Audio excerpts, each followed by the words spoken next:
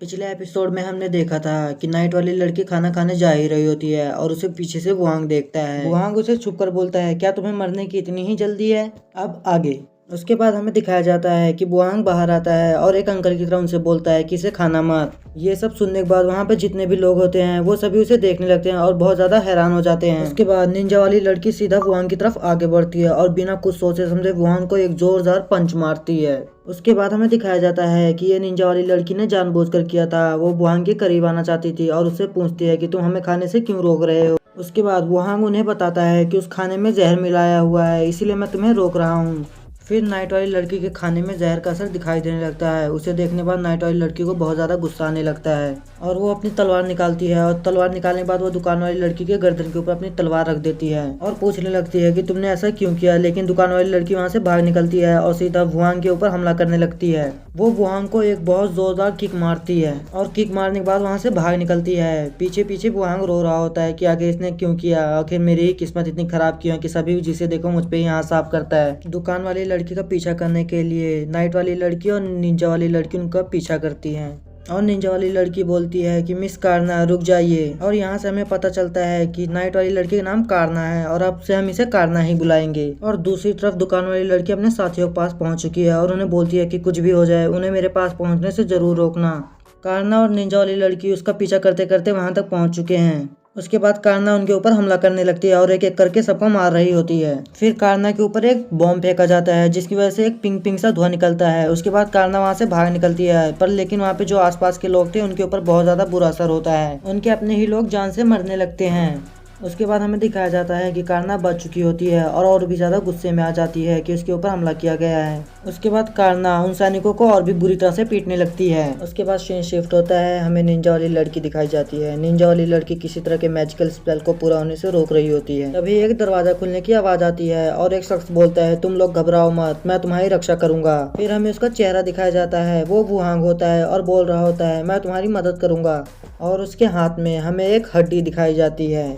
ये बंदा भी कमाल है, इसे मिली भी तो एक हड्डी मिली। वैसे तुम लोगों को क्या लगता है कि क्या ये हड्डी कुछ कमाल करके दिखाएगी? उसके बाद वुआंग उस हड्डी को उन सब की तरफ फेंक कर मारता है, लेकिन हड्डी वहां पहुंचने से पहले बीच में ही फ्रीज हो जाती है और इससे हमें पता चलता है कि टाइम फ्रीज हो चुका है। उसके बाद हमें दिखाया जाता है कि वो दोनों लड़कियां बाहर आती हैं और बोलती हैं, हेलो वुआंग, तुम कैसे हो? वैसे तुम लोगों को क्या लगता है ये लड़कियां मस्त है?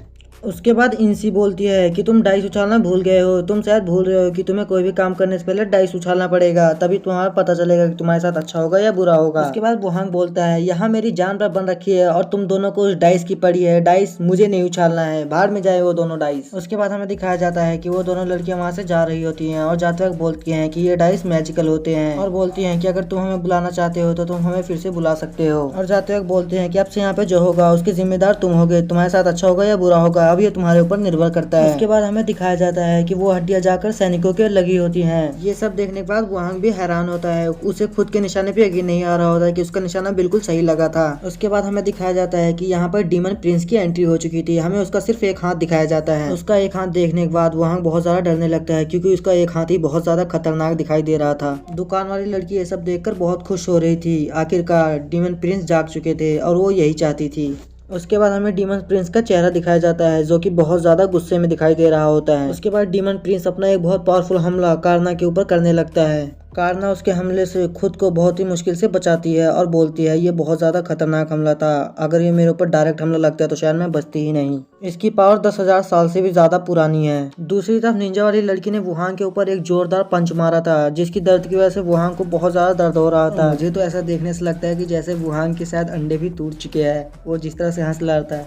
अगर अंडे टूट चुके तब तो बहुत बड़ी प्रॉब्लम हो जाएगी वुआंग को। निंजा वाली लड़की वुआंग को पीट ही रही होती है कि वहाँ पर कारना आती है और बोलती है कि तुम दोनों यहाँ पर लड़ना बंद करो। अब हमें दिखाया जाता है कि निंजा वाली लड़की ने वुआंग के ऊपर हमला क्यों किया था। असल में वुआंग की वजह से ही मैजिकल स्पेल पूरा हुआ था। मैजिकल स्पेल को पूरा करने के लिए हड्डी की जरूरत थी और वुआंग ने जिस हड्डी को मारा था वो जाके सीधा ही मैजिकल स्पेल में गिरती है जिसकी वजह से मैजिकल स्पेल पूरा हो गया था और डीमन प्रिंस इसी की वजह से जाग गया था।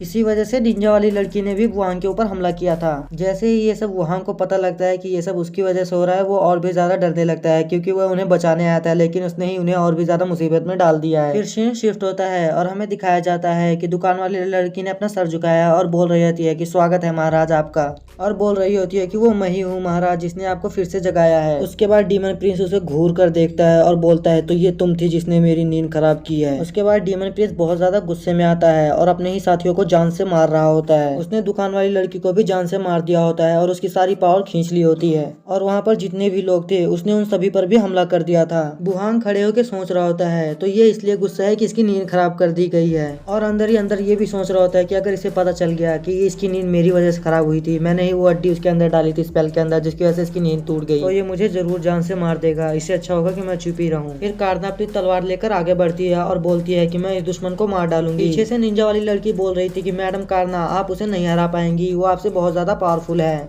लेकिन कारना उसकी बातों को ध्यान नहीं देती और अपनी पावर को बूस्ट करने लगती है, जिसकी उसकी ताकत बढ़ने लगती है। तलवार को बूस्ट करने के बाद वो बहुत ज्यादा तेजी से आगे बढ़ती है और उसके ऊपर बहुत जोरदार हमला करती है। इस हमले में कारना ने अपनी पूरी ताकत लगाई होती है, और कोई नॉर्मल इंसान होता तो वो जरूर मर जाता। हमला करने के बाद कारना बहुत ज्यादा थक चुकी होती है, उसकी सारी एनर्जी खत्म हो चुकी होती है।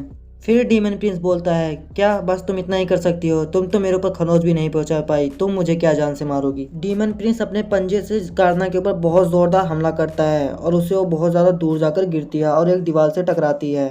कारना को बहुत ज्यादा चोट आई होती है और कारना के मुंह के अंदर से बहुत सारा खून भी निकलने लगता है। जैसे ही कारना को चोट लगती है उसके बाद ही निंजा वाली लड़की उसके पास भाग के आ रही होती है और बोलती है क्या मैडम आप ठीक हैं। लेकिन तभी डीमन प्रिंस मैजिक करने लगता है और मैजिक के इस्तेमाल से निंजा वाली लड़की को बांध लेता है। निंजा वाली लड़की भी बुरी तरह से फंस चुकी होती है, वो भी हिल भी नहीं पा रही होती है। फिर कारना बोलती है कि क्या आप तुम हमें जान से मारोगे, अगर तुम हमें जान से मारना चाहते हो तो जान से मार दो, हम नहीं डरते तुमसे। ये सब सुनने के बाद डीमन प्रिंस को बहुत ज्यादा गुस्सा आने लगता है और वो गुस्से में उनके ऊपर हमला करने लगता है। ये सब कुछ वुआंग भी देख रहा होता है। बोलता है मैंने वादा किया था कि मैं उसकी रक्षा करूंगा, लेकिन मैं यहाँ पे कुछ नहीं कर पा रहा हूँ। और यहीं पर हमारा ये एपिसोड खत्म होता है। तो मिलते हैं किसी और वीडियो में। दोस्तों मैं आप सभी को बता दूं कि अगले एपिसोड में बहुत बड़ा ट्विस्ट आने वाला है, तो अगला एपिसोड बिल्कुल भी मिस मत कीजिएगा।